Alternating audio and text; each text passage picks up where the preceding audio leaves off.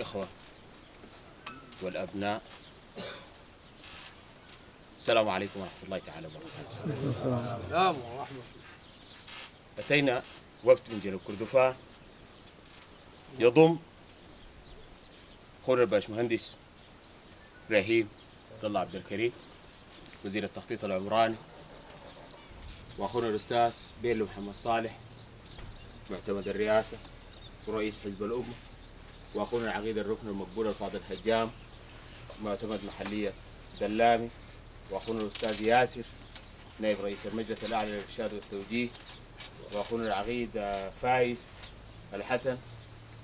مكتب الوالي، وأخونا الدكتور عوض سلام وزير الصحة، وأخونا الباشمهندس كمال عثمان بلة وزير الزراعة، وأخونا الأستاذ عبد الله توم الإمام وزير تنمية الموارد البشرية والأمين العام للحزب القومي السوداني، وأخونا الأستاذ تكلوم اللي تحدث قبل شوية استشار الوالي ورئيس الاتحاد الديمقراطي، وأخونا الأستاذ مهندس صباح كمال الدين نائب رئيس المؤتمر الوطني، وأخونا الأستاذ مضوي رئيس الهيئة النيابية لنواب الولاية بالمجلس التشريعي ورئيس الهيئة الخيرية لدعم القوات المسلحة بالولاية، وأحد زملاء ورفقة